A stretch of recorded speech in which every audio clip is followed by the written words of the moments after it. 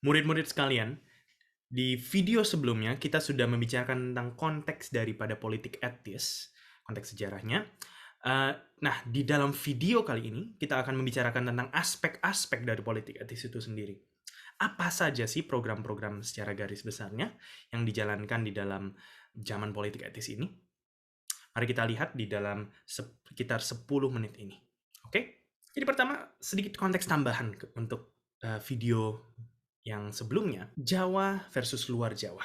Di sini saya menaruh gambar bumbu Indomie di Jawa dan juga bumbu Indomie di luar Jawa. Ternyata ada perbedaannya loh. Ada perbedaannya, dan coba nanti kapan-kapan kalau kalian keluar, kalian boleh coba sendiri, atau ya kalian silakan riset sendiri di internet ya. Tanya, googling saja. Nah, tapi ya, kalau kita lihat, perhatikan, nilai Jawa pada zaman ini itu dibandingkan pulau-pulau lain sebagai pusat investasi dan juga sumber ekspor sudah menurun. Ya. Daerah-daerah lain sudah menjadi pusat dari investasi asing dan juga menjadi sumber ekspor yang lebih besar daripada Jawa. Masalahnya padahal kalau kalian ingat ya, nama lain dari politik etis itu apa sih? Politik balas budi. Karena Belanda, seperti Van de Venter katakan, memiliki hutang budi kepada Hindia Belanda. Hindia Belanda nama Indonesia pada saat itu ya. Dan Jawa adalah yang paling parah dijajah oleh pemerintahan Belanda. Ya. Kalau kalian ingat, Kulturstelsel menyisakan bekas yang begitu menyakitkan di dalam memori, bayangan akan kebangsaan kita. Dan hutang kehormatan yang seharusnya dilunasi oleh Belanda mestinya dibayar paling banyak di Jawa, sangat berpusat di Jawa. Dan seperti saya katakan di video sebelumnya ya, konteks Jawa pada waktu itu adalah populasinya meningkat pada Kulturstelsel, dan pada zaman ini tekanan populasinya terlalu besar. Pulau ini, ironisnya, yang tadinya sempat menjadi produsen beras yang sangat besar, pada zaman ini malah kekurangan pangan. Sementara pulau-pulau di luar Jawa malahan membutuhkan tenaga-tenaga kerja, dan malah populasinya tidak sebanyak di Jawa. Menarik ya di sini. Kita lihat sekarang prominensi dari Jawa itu malah sangat besar ya. Daerah-daerah di luar Jawa malah sangat dikucilkan, tidak diperhatikan. Ini satu pertanyaan yang penting yang boleh kalian simpan di list of questions kalian ya. Coba kalian buat list of questions yang bisa kalian terus refer back setiap kali kalian melanjutkan pembelajaran sejarah Indonesia. Karena sangat menarik, kita menarik garis apa sih yang terjadi, perubahan-perubahan penting apa yang membuat hal-hal ini jadinya berubah sekarang. Oke, kita masuk ke dalam program-program politik etis itu sendiri. Program-program utamanya, kalian tahu, adalah irigasi atau pengairan, migrasi atau perpindahan penduduk, dan terakhir edukasi atau pendidikan. Irigasi membangun atau memperbaiki sarana dan jaringan pengairan untuk keperluan pertanian. Di sini tujuannya adalah untuk meningkatkan kesehatan ya pada waktu itu, dan juga untuk membantu di dalam kebutuhan pangan yang sangat genting ya pada waktu itu. Kalau kita consider betapa populasi Jawa terus meningkat. Tetapi bagaimana dengan hasilnya? Ini sebuah proyek yang cukup ambisius ya. Waktu itu bahkan Bengawan Solo, lembah Bengawan Solo pun juga diusahakan untuk diairi. Hasilnya bagaimana? Hasil dari pembangunan malah dialirkan ke perkebunan swasta Belanda. Sama aja bohong dong. Ya. Tujuannya politik etis kan adalah untuk membalas budi, meningkatkan kesejahteraan rakyat. Ujung-ujungnya hanya menguntungkan pihak Belanda lagi. Dan pengairan lembah Bengawan Solo pun juga ditinggalkan setelah menghabiskan 17 juta gulden. Itu mahal sekali. Jadi program ini gagal. Bagaimana dengan migrasi? Tujuannya adalah untuk mengurangi tekanan populasi Jawa juga ya. Tetapi bagaimana dengan hasilnya? Hasilnya tidak sebanding dengan pertumbuhan penduduk Jawa, satu. Karena kalau kita ambil statistik dari 1905 sampai 1930 contohnya, pertambahan populasi di Jawa adalah 11 juta jiwa. Tambahan 11 juta jiwa.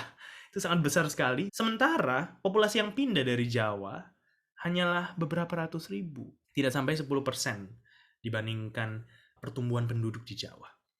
Dan kedua, penduduk yang pindah juga ujung-ujungnya bekerja untuk perkebunan-perkebunan Belanda. Jadinya, bagaimana? Program ini tidak terlalu berbuah pada akhirnya. Dan masalah ini pun juga berlanjut sampai sekarang ya sebetulnya, mengenai tekanan populasi di Jawa dan transmigrasi gitu. Kalau kalian perhatikan ya, kalau kalian dengar orang tua kalian atau di sekitar kalian, misalnya perusahaan harus memindahkan orang tua kalian ke daerah, itu konotasinya negatif bukan? Seringkali juga hamba Tuhan ya, saya tahu hamba-hamba Tuhan yang keluarganya tidak terlalu setuju dan menjadi hamba Tuhan, terus keluarga mengatakan, yang penting kamu jangan pindah ke daerah deh ya. Gitu. Konotasinya sudah negatif sekarang. Kita masuk ke dalam program terakhir. Program terakhir, edukasi. Tujuannya ada dua alirannya, Hurgronje dan Abendanon. Mereka mendorong akan edukasi bagi orang-orang golongan atas, bagi kaum elit, atau ini disebutnya sekolah kelas 1 begitu ya. Tujuannya adalah untuk menghasilkan sebuah kaum elit yang tahu berterima kasih kepada pemerintah Belanda. Dan juga sekaligus mengurangi anggaran belanja Belanda, dan juga mengendalikan fanatisme Islam. Dan terakhir bisa memberikan teladan kepada rakyat-rakyat di sekitarnya. Sementara Van Hoyts, Fock, dan Edinburgh, dan sebagainya, mereka mendorong akan sebuah edukasi bagi golongan bawah yang akhirnya disebut sebagai sekolah kelas 2 gitu, untuk masyarakat umum dengan bahasa pengantar bahasa daerah. Mereka di sini mau memberikan kontribusi yang real dan juga mau memberikan semangat baru kepada rakyat. Banyak pendukung politik etis yang awalnya tidak mau mendukung hal ini begitu ya, karena akan terlalu mahal. Tapi akhirnya sekolah desa pun dibuka yang biayanya sebagian ditanggung oleh rakyat. Jadi akhirnya cukup berhasil di sini. Mereka berhasil membuat cukup banyak sekolah. Tapi menariknya ya, banyak desa yang awalnya tidak setuju dengan pendidikan. Dan karena itu harus dipaksa secara halus oleh pemerintah. Nah, meskipun sistem-sistem ini tidak sempurna, ada banyak incremental developments ya. Incremental maksudnya perlahan-lahan, sedikit demi sedikit, yang memperbaiki sistem edukasi ini ya. Gitu. Kalian silakan baca sendiri di SIM halaman 341 sampai 347, banyak detail-detail yang kalau saya bahas di sini terlalu banyak, nanti waktunya akan pasti lebih dari 10-12 menitan di sini. Tapi ya kalian silakan perhatikan sendiri. Contohnya dulu orang-orang Indonesia tidak bisa melompat ke sistem Eropa yang bisa seharusnya memungkinkan mereka masuk ke pendidikan lanjutan. Tetapi perlahan-lahan ada perubahan demi perubahan yang memungkinkan hal itu. Nah, tapi secara umum, secara in general pada akhirnya hasilnya bagaimana? Hasilnya tidak maksimal ya. Edukasi pun juga aspek ini bisa dikatakan gagal karena jumlah orang yang menikmati pendidikan sedikit sekali dibandingkan dengan jumlah populasi. Program-program pun juga tidak menghasilkan elit yang baru yang diharapkan oleh Hurgronje dan Abendanon, dan juga tidak menghasilkan semangat baru bagi golongan bawah, golongan rakyat. Jadi dalam hal ini tidak berhasil, tidak maksimal. Tetapi program-program ini tetap berhasil menghasilkan beberapa kaum elit yang memberikan teladan dan juga ketidakpuasan dan perlawanan terhadap penjajahan Belanda. Dan ini sangat penting sekali. Oke, jadi itu 3 program utama dari politik etis. Gitu. Ada satu aspek yang seringkali dilewati di saat membicarakan tentang program-program politik etis, yaitu aspek politis ya, aspek politik. Ini bukan bagian dari program ya, tetapi secara politik sesuatu hal yang sangat penting terjadi di sini, yaitu Belanda ingin melakukan desentralisasi. Dengan begitu mulai ada dewan-dewan lokal, dan yang paling penting ada Volksraad atau Dewan Rakyat ya, itu artinya. Volksraad ini adalah seperti sebuah parlemen yang isinya campuran antara orang Belanda dan juga orang-orang Indonesia sendiri. Orang-orang di Hindia Belanda pada waktu itu. Dan Volksraad ini, meskipun tidak pernah menjadi parlemen yang sesungguhnya dan tidak terlalu memiliki kuasa, mereka tetap memiliki hak untuk menasihati pemerintahan kolonial. Dan fakta bahwa Volksraad ini diciptakan, ini adalah sebuah simbol. Ini Volksraad akhirnya menjadi sebuah simbol akan Indonesia yang bisa berdaulat.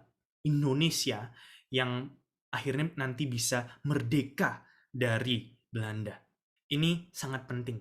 Saya tidak akan bahas dengan terlalu panjang, karena ini akan terlihat lebih jelas di bab-bab selanjutnya. Terlihat lebih konkret lagi. Gitu. Tapi coba kalian ingat nama grup ini, Volksraad. Nah, Kesimpulan, jadi Great Depression menghentikan perkembangan kebijakan-kebijakan ini, program-program ini, tetapi tetap saja yang dilakukan pada zaman ini sungguh mengubah arah laju kepulauan Nusantara, ya, atau pada waktu itu dikenal sebagai Hindia Belanda, sangat berubah lajunya pada waktu itu. Hal-hal yang dilakukan kecil dan banyak yang gagal, gitu. Tetapi ini akan menjadi sangat signifikan dan akan memimpin Indonesia kepada kemerdekaannya. Nah, bab-bab selanjutnya akan menunjukkan perubahan-perubahan ini dengan lebih konkret. Pergerakan-pergerakan ini dengan lebih konkret. Jadi, stay tune. Nanti kita pelajari bersama-sama lagi.